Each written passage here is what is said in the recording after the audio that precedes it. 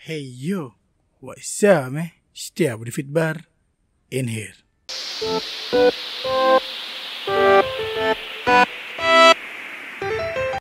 So jadi kali ini saya akan menceritakan tentang pengalaman salah satu subscriber kita yang telah mengirimkan email tentang KKN-nya di sebuah desa terpencil yang berada di Indonesia dan banyak pengalaman horor yang terjadi selama di sana.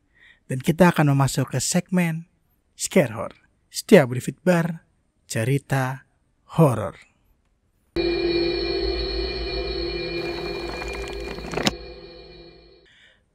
Sebelum kita mulai ceritanya, yang belum subscribe silakan subscribe dulu ke bawah.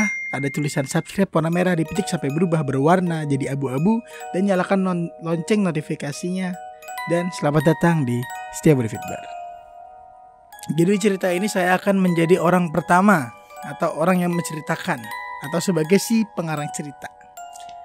Jadi cerita ini bermulai pada tahun 2018, di mana aku akan melaksanakan KKN untuk pergi ke sebuah desa terpencil yang berada di salah satu pulau di Indonesia. Jadi aku tidak bisa menyebutkan pulaunya di mana ataupun desanya di mana karena bisa menyebabkan masalah lah ke depannya. Karena ini juga menjadi rahasia dan baru bisa di speak up ke channel Setiap di Fitbar ini. Aku ditemani bersama 3 temanku yang juga mengikuti KKN di desa itu, tapi kami memiliki prodi yang berbeda-beda. Antara lain ada aku, Ajeng, Arman, dan juga Sanggar. Setelah sampai di kota tersebut, kami pun dibawa ke sebuah desa yang untuk masuk ke dalam desanya saja memakan waktu dan jarak sekitar 25 km atau setara 4-5 jam. Jadi kami tuh waktu masuk tuh melewati hutan-hutan karet dan juga sawit-sawit yang tinggi. Ya kalian tahu kalau sawit dan karet di mana kan? Lalu sesampainya di desa, kami langsung disambut oleh beberapa warga dan juga kepala desa di sana. Atau kita sebut Pak Kades lah. Jadi sesampainya di sana kami langsung diajak ke rumah inap yang biasa dipakai oleh mahasiswa yang KKN juga, atau bahkan pernah dipakai oleh karyawan perusahaan sawit atau perusahaan-perusahaan yang lain. Karena mereka tidak mendapatkan mes atau camp di tempat kerjanya mungkin karena kelebihan. Sesampainya di sana kami hanya menaruh tas kami di sebuah terasnya gitu. Lalu kami diajak keliling sama Pak Kepala Desa tadi atau Pak Kades itu tadi. Jadi kami tuh diajak berkeliling ke semua desa-desa. Pokoknya desanya tuh kayak ada beberapa rumah, kayak kurang lebih sampai 20-50 rumah lah di desa itu. Diajak keliling, diberitahu ini warung, ini apa, ini itu. Pokoknya dijelaskan tentang keseluruhan desa sampai akhirnya kami berhenti di sebuah sungai. Lalu Pak Kades bilang kalau sungai ini adalah perbatasan antara desa yang kami tempatin dan juga desa sebelah. Lalu setelah menunjukkan desa itu, Pak Kades pun langsung memberitahu aturan kepada kami. Dia pun berkata, jadi gini ya anak-anak, kalau di desa ini setelah jam 8 malam udah gak boleh kemana-mana lagi. Lah Pak, gimana? Kan prodi saya menunjang alat-alat pembantu desa Pak. Kalau cuma sampai siang aja gak bisa Pak. Jadi di desa, di setiap tempat tuh ada aturan. Jadi kalau misalkan dibilangin ya langsung dilaksanakan, gak usah banyak omong. Dan setelah perbincangan itu pun kami langsung diantar kembali ke rumah inap. Sampai di sana ketika kami masuk ke rumah inap, kami baru menyadari bahwa di rumah inap itu hanya ada satu kamar. Kayak rumah kayu, camp di perusahaan sawit lah. Rumah kayu, satu kamar dan belakang itu dapur. Jadi Sanggar sama Arman ini langsung memutuskan kayak, oh kami tidur aja deh di ruang tamu, kalian yang tidur di kamar. Jadi Arman sama Sanggar tidur di ruang tamu dan aku dan Ajeng tidur di kamar. Namun ketika itu kami baru menyadari bahwa toilet itu gak ada di dekat situ ataupun gak bersatu sama rumah. Jadi toilet atau WC ini kurang lebih berada 40 meter dari rumah. Jadi kalau misalkan mau boker malam tuh ya ditahan sampai pagi lah karena jauh banget gitu kan. Jadi kami di sana tuh KKN memakan waktu kurang lebih 8 minggu atau 2 bulan. Jadi kami menjalani hari-hari kami seperti biasa. Di hari pertama, kedua, ketiga, keempat, kelima tuh normal, nggak ada masalah menyelesaikan semua prodi kami, menyelesaikan semua program lah selama KKN itu nggak ada masalah sama sekali. Hingga di hari ke-6 malam ke-7 kami waktu itu sedang makan bareng. Kami sedang makan bareng sampai akhirnya si Sanggar nyeletus. Kalau kayak gini terus, program kita di sini gak bakal selesai. Bener juga Gar? Dan yang seperti ceritakan berarti itu gak ada yang benernya. Bahkan organ kita satupun gak ada hilang kan? Tuan! Udah ikutin aja sih. Lagian waktu kita masih panjang juga kan? Iya kita ikutin aja, ya udah yuk kita makan aja yuk. Dan setelah perdebatan itu kami pun pergi tidur. Namun sangat disayangkan ketika bangun di keesokan harinya, waktu aku dan Ajeng keluar kamar, kami hanya melihat Arman yang tidur sedangkan Sanggar tidak ada di sebelahnya. Hingga aku pun bertanya kepada Arman, Man, Sanggar kemana? Kok tumben masih pagi gak kelihatan? Gue gak tahu, tadi malam jam 9-an kayaknya dia keluar dah. Dan setelah omongan Arman nyeletus keluar, kami pun langsung keluar rumah dan mengecek keberadaan dari si Sanggar itu. Dan naasnya saat kami keluar, kami hanya menemukan palu, kayu, dan juga papan yang bertuliskan dari cat pergi. Dan setelah itu kami pun langsung lari ke rumah Pak Kades untuk memberitahukan bahwa Sanggar telah hilang. Sesampainya di rumah Pak Kades, kami langsung bilang kalau Pak, Sanggar hilang. Namun Pak Kades hanya diam dan langsung mengajak kami ke rumah salah satu ketua desa yang bernama Pak Ronto. Dan sesampainya di rumah Pak Ronto, Pak Kades pun langsung berkata, Pak, salah satu anak KKN yang bernama Sanggar hilang, Pak. Dia telah melanggar. Pasti semua perbuatannya Salika. Dan setelah pembicaraan itu selesai, kami disuruh pulang dan kami pun bingung apa yang mereka katakan dan siapa itu Salika. Dan setelah di perjalanan pulang, si Arman tiba-tiba berkata, sebenarnya tadi malam tuh gua ada ngedengar kayak suara cewek teriak kecil dan ngomong sama si Sanggar, kayak semacam desah kecil gitu loh. Dan lu gak ngecek keluar gitu, ada suara gitu? Ya enggak lah, lu tahu sendiri si Sanggar kalau dia lagi sama cewek kita bisa diamukin kalau gangguin dia. Gue kira dia sama cewek kampung situ juga. Udah jangan dibahas di sini, kita sampein rumah dulu, serem tau. Dan kemudian kami sampai rumah. Dan kami terus mencari si Sanggar hari demi hari dan tidak menemukan eksistensinya ataupun keberadaan ataupun orang yang melihat Sanggar pada malam menghilangnya atau pada hari-hari sesudahnya. Dan kami menjalankan program kami dengan terus memikirkan Sanggar tanpa berani menghubungi orang tuanya karena kami takut programnya bakal gagal. Hingga suatu ketika setelah program KKN kami akan berakhir, ada seorang anak kecil berlari ke rumah Pak Kades. Dan di posisi itu kami sedang berada di rumah Pak Kades untuk membicarakan Sanggar. Anak kecil itu pun berkata, Pak, di sungai ada om-om hanyut gak pakai baju, Pak. Kami dengan histeris dan sangat cemas lari ke arah sungai dan berharap itu bukan Sanggar. Tapi sesampainya di sana, betapa terkejut, histeris, takut, dan juga cemas. Dan ternyata laki-laki yang meninggal di sungai dalam keadaan bertelanjang dada adalah Sanggar.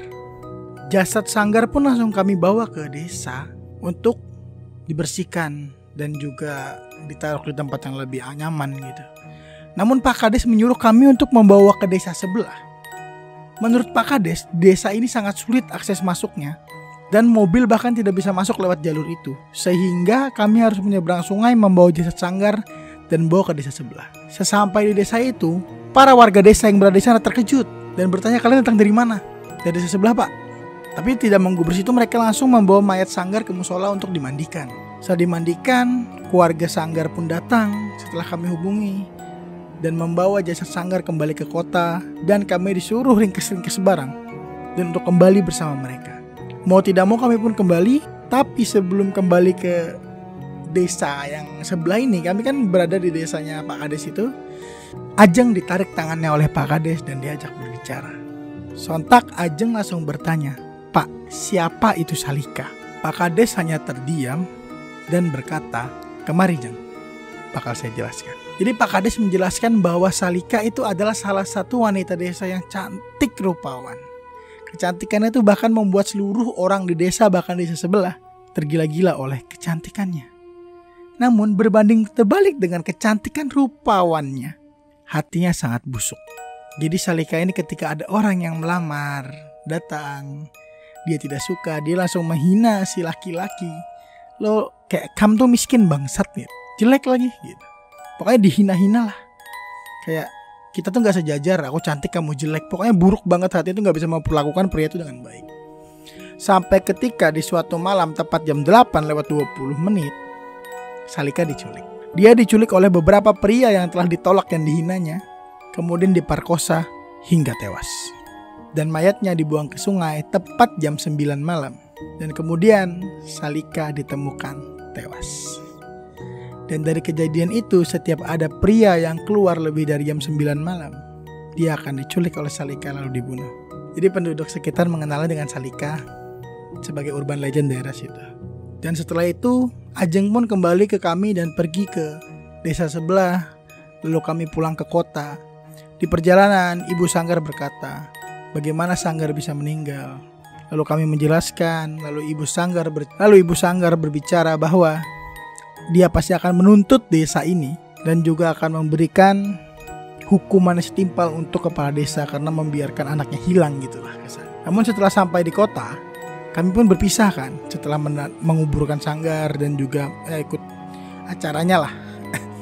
Dan sampai saat ini pun Ibu Sanggar tuh gak pernah ada kabar lagi. Dan yang lebih parahnya, ketika waktu itu kami kembali ke kampus untuk memberikan hasil dari KKN kami, malah dimarahin dengan dosen. Dan dosen berkata, kalian tuh desa mana? Kok gak ada KKN di situ? Bahkan masyarakatnya nanya, kalian tuh jadi KKN apa enggak? Selama 1 minggu itu. Kemudian mereka menjawab, kami berada di desa yang Bapak berikan. Desa ini, sebelah timur dari sungai. Lalu Bapak dosennya menjelaskan, kalian tuh pergi gak lebih dari 1 mingguan. Dan kalian ngotot program kalian tanggalin sampai 2 bulan ke depan. Dan Pak dosen ngomong bahwa desa yang berada di situ hanya ada 1 desa di sebelah barat sungai. Dan sebelah timurnya hanya hutan belantara yang gak bisa dipakai dikarenakan sering terjadi orang tersesat atau orang bunuh diri. Dan ternyata mereka KKN di desa setan yang ada setannya dan legenda setannya. Dan waktu yang mereka jalankan selama 8 minggu di situ ternyata hanya 1 minggu di dunia nyata. Sehingga mereka pun ketakutan hingga bungkam soal pengalaman mereka selama KKN. Dan mengapa si pengirim berani mengirim ke saya? Karena dia merasa ini adalah hal yang perlu disampaikan. Dan dia berpesan, buat mahasiswa yang mau KKN ke desa-desa dalam, perhatikan desa itu benar adanya. Sekarang udah enak, cek di Google Maps, ada nggak? Jangan sampai kalian KKN di desa kayak kami. Desa yang sebenarnya nggak ada. Atau bisa dibilang desa alam gaib yang punya cerita gaib dan legenda gaib di dalamnya. Atau bahkan kalian nggak bisa keluar. Karena beruntung kami bertiga masih selamat, hanya Sanggar yang gak bisa selamat. Ingat adik-adik, makan sayur. Overall dari ceritanya tuh merinding sangat. Dikarenakan mereka KKN di desa setan yang ada setannya. Jadi ketika mereka tuh ke desa sebelah lagi, waktu itu ke desa tuh mereka tuh ditanya, ngapain kalian dari sebelah? Kami mahasiswa KKN pak gitu kan. Lah bukannya KKN di desa ini, di sebelah itu gak ada desa, cuma ada hutan. Tapi karena itu keadaannya genting, yang Sanggarnya udah mayat, jasadnya Sanggar ini sedang dibawa, kayak nggak penting lah pakai omongan orang kampung tuh, kayak masa mau ngibulin orang kita di situ, nyata ada Pak Kades. Kemudian ditanya, Kadesnya siapa? Katanya. Kadesnya namanya Hadi Soekarno, Pak. Dan tetua desa di sana bernama Paronto. Mereka diem dan nggak ada orang yang nama kayak gitu di sini, nggak ada desa sebelah. Tapi saat itu memang nggak ada, yang langsung pulang aja gitu. Hingga pada akhirnya mereka sadar ketika dosen yang berkata dan mengecek sendiri bahwa memang di situ nggak ada desa. So fucked up. Jadi terima kasih untuk kakak yang mengirim cerita ini kepada saya, kepada kami Setiabudi Fitbar. Dan semoga kalian diberikan kesehatan, umur yang panjang dan juga kebahagiaan. Dan juga nggak mengalami hal seperti ini kepada keturunan-keturunan selanjutnya. Overall keseluruhan ceritanya bisa kita nilai sangat seram. Plot twistnya sangat luar biasa. Karena dari awal datang ke desa tuh kayak fine, tapi kayak ujung-ujungnya kayak anjing gitu kan, serem. Jadi ya udah, makasih banyak udah kirim cerita ini. Dan makasih yang udah nonton Setiabudi Fitbar.